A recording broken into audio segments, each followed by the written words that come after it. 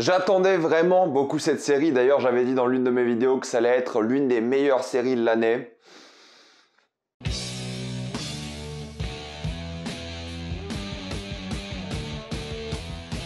Moon Knight, épisode 1 à 3. Comme d'habitude, jusqu'à la minute indiquée dans le titre de la vidéo, il n'y aura pas de spoiler, jusqu'à vous êtes tranquille, après on va tout spoiler. Moon Knight est l'histoire d'un homme, Steven, qui travaille dans un musée britannique, qui va commencer à vivre des choses assez particulières, car il est insomniaque, et en même temps il va découvrir qu'il a une double personnalité, qui au fait est un super héros ou super méchant, et c'est là qu'il va devoir confronter cette autre personnalité. À la base, je voulais attendre, comme d'habitude, de faire ma critique à la fin de la saison. Voilà, c'est ce que je fais d'habitude, mais c'est vrai que là, je peux pas faire ça continuellement parce que de une, vous me demandez super souvent de parler de ce genre de séries alors qu'elles sont pas terminées, et moi aussi j'ai envie d'en parler parce que j'ai commencé à la regarder au fur et à mesure. Et je pense que voilà, je ferai ces vidéos un peu bonus où je parlerai de quelques épisodes, peut-être semaine par semaine, ou peut-être voilà, je ferai 2 épisodes d'un coup, j'en sais rien. Ça va dépendre de mon feeling et si j'ai des choses à dire, mais là j'ai 3 épisodes de Moon Knight et j'ai des choses à dire. J'avais pas mal d'attentes parce que je trouve que Disney nous ont habitués à de bonnes séries. Pour le coup, ils ont vraiment de la qualité en tête quand ils font ces séries, et j'ai bien aimé vraiment toutes les séries Marvel, et je dois admettre que pour l'instant, c'est peut-être celle qui m'a le plus déçu. Alors, c'est pas mauvais, loin de là,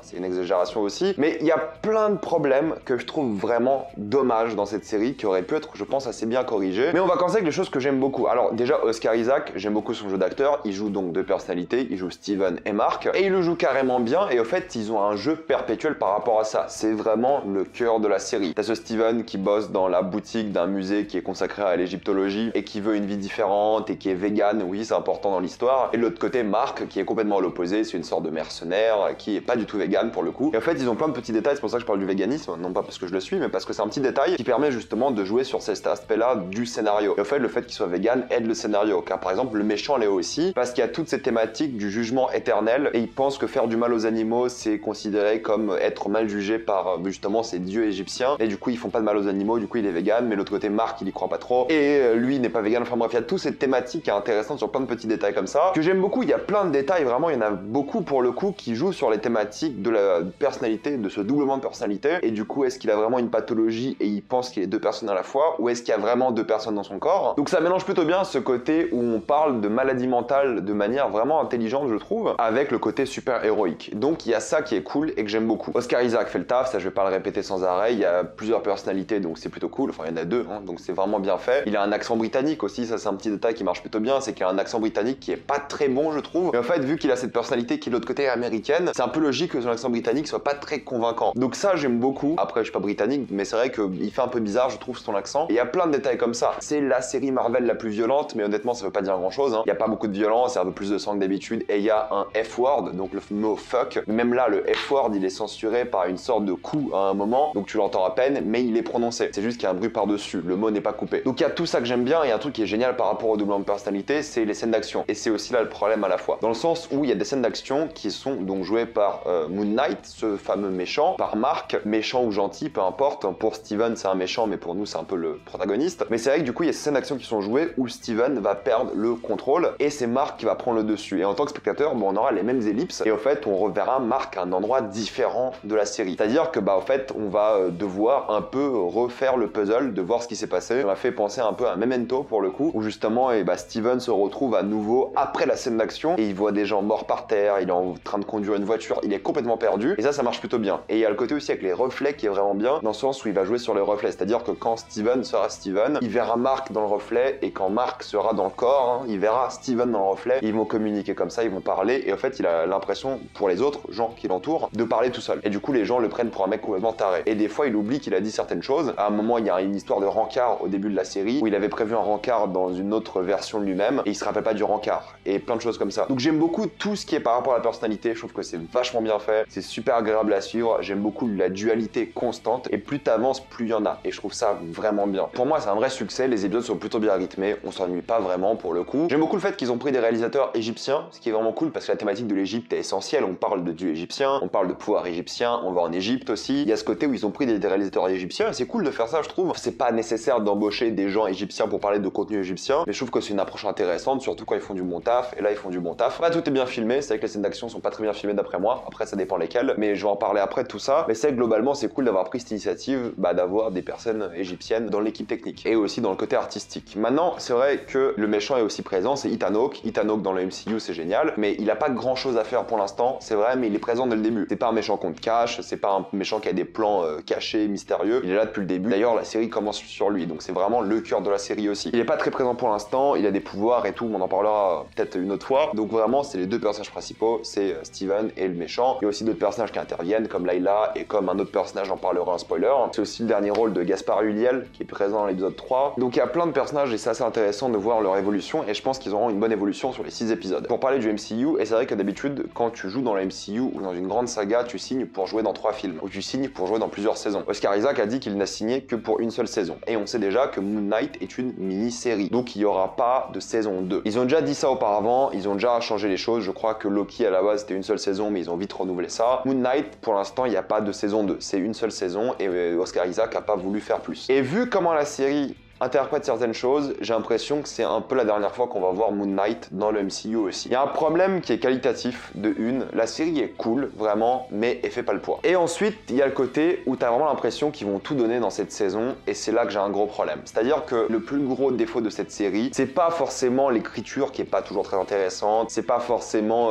les mythes qui sont apportés parce qu'ils sont assez maladroits, c'est au fait tout ce qui tourne autour, et d'où viennent tous ces problèmes, c'est le budget. C'est dingue de se dire que le plus gros problème d'une série Marvel, Disney et du MCU, c'est le budget. Toutes les autres séries Marvel avaient de la gueule. Elles étaient vraiment agréables à suivre. Visuellement, on aurait dit des films, elles coûtaient super cher. Et là, je vous jure que pour la première fois, j'ai l'impression d'être devant une série Marvel ultra cheap. Les effets spéciaux, les fonds verts, on les remarque constamment. T'as beaucoup de scènes d'action qui sont immondes à regarder. Je ne pense pas qu'ils sont sortis un seul jour dehors pour faire cette série. Que ce soit à Londres, on dirait que c'est fait en studio. Que ce soit en Égypte, on dirait que c'est fait en studio. Ils n'ont pas foutu un seul pied dehors. C'est quasiment sûr. Ok, ça a été filmé durant le Covid et tout, peu importe, ça se voit. Ça se voit que ça a été filmé en entrepôt et c'est horrible. Surtout que c'est des vrais endroits. Là où t'as des séries comme Mandalorian et tout, ça se voyait moins alors que c'est des endroits qui n'existaient pas. Là, t'acceptes pas vraiment le côté esthétique de la chose parce que c'est vraiment moche. Les costumes sont moches. Je trouve que Moon Knight, le costume, tu sais pas si c'est un vrai costume ou des effets spéciaux. Un autre personnage en image de synthèse qui est extrêmement mal éclairé, qui est immonde. Toutes les scènes d'action, les fonds verts, ça se voit sans arrêt. T'as une scène en voiture, une course-poursuite en voiture qui est immonde. Il y a rien qui va d'un point de vue budgétaire. Il y a une scène avec une créature en effets spéciaux, pareil, qui est juste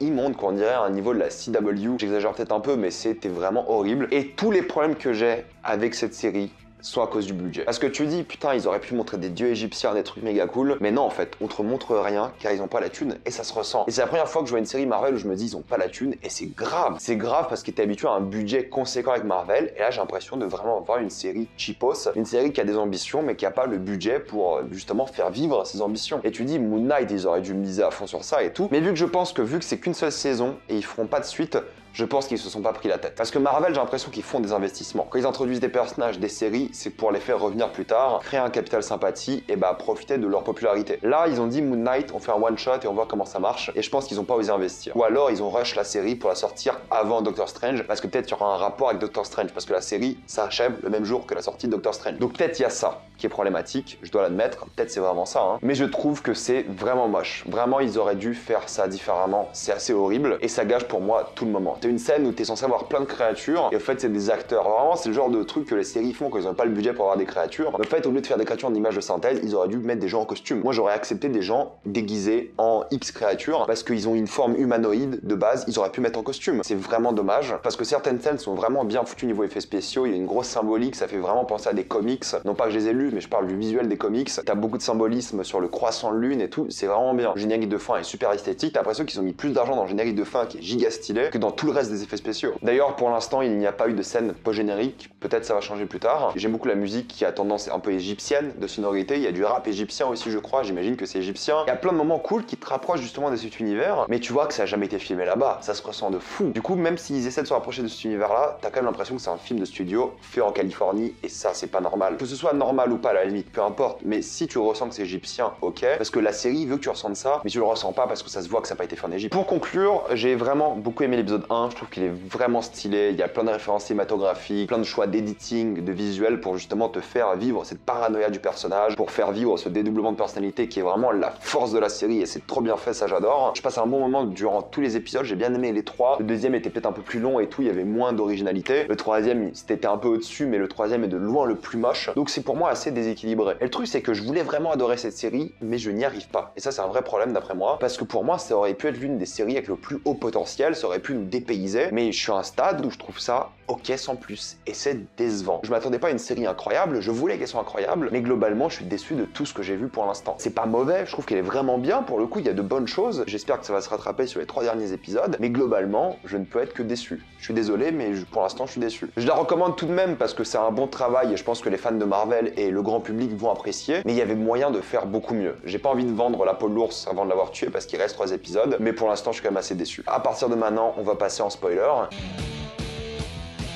Pas beaucoup de choses à dire, hein, vraiment. La scène des dieux m'a un peu frustré parce que tu vois plein de dieux qui ont pris une forme humaine, fallait les mettre en costume, je suis désolé. Pareil avec la scène avec le chien dans l'épisode 2, elle était horrible, on aurait vraiment dit la CW pour le coup là, vraiment les épisodes de Flash quoi. Quan Chu, pourquoi c'est en effets spéciaux? Pourquoi c'est pas un mec déguisé? T'aurais juste mis genre un fond vert autour de sa nuque et tu l'aurais fait transparent, ok, mais mets un mec en costume. Il fait aucun mouvement qui n'aurait pas pu être fait par un mec en costume. Et à tous les coups, ils ont mis un mec en costume en fond vert pour que les acteurs lui parlent. Donc il y a un moment, je comprends pas pourquoi c'est pas un mec en costume. Et le déguisement de Moon Knight, est-ce que vous pensez qu'il est réel ou pas? J'ai l'impression qu'il n'a pas du tout été fait en réel. Il y a des scènes, surtout dans l'épisode 3, où le costume, c'est que des effets spéciaux et ils sont pas très bien faits. On sait que dans les films du MCU, c'est beaucoup de costumes d'effets spéciaux, mais ils font physique. T'as l'impression que c'est des vrais costumes. Je vais pas me prononcer sur ce que j'aime, la dualité, tout ça, c'est génial. J'espère que Layla aura une importance capitale dans cette série parce qu'elle a l'air. J'espère que Ethan Hawke va vraiment pouvoir se développer encore plus. J'ai pas envie de faire des théories, moi je suis juste un peu déçu de tout ce qui a été fait pour l'instant, quoi. Parce que c'est moche et le fait que ce soit moche, bah pénalise énormément la série. Ok, il y a quelques facilités scénaristiques et tout, mais c'est pas ce qui me dérange. Je voulais juste une série qui tienne vraiment la route. Et pour l'instant, ça va, mais j'espère que ça va continuer à tenir la route, en fait. Juste que je voulais plus que tenir la route. Je voulais quelque chose de vraiment bien, en fait, c'est tout. Au moins, la fin de l'épisode 3 était plutôt jolie, pour le coup, avec le ciel qui bouge. Après, ça ouvre énormément de problèmes de scénario, ça j'imagine. Mais j'ai beaucoup aimé l'idée et le fait que Quan Chu soit parti. Parce que maintenant, on pourra vraiment découvrir ce personnage uniquement avec ses 2 personnalités et plus ses pouvoirs de dieu, j'imagine. Enfin bref, mettez-moi dans les commentaires ce que vous en pensez. Avez-vous adoré ou détesté? Qu'en pensez-vous? Êtes-vous d'accord, pas d'accord? Tout ça dans les commentaires. Comme d'habitude, pensez à vous abonner à la chaîne pour plus de vidéos et mettez un j'aime, ça aide beaucoup la chaîne. Suivez-moi sur tous mes réseaux et moi je vous dis à la prochaine fois. Salut à tous.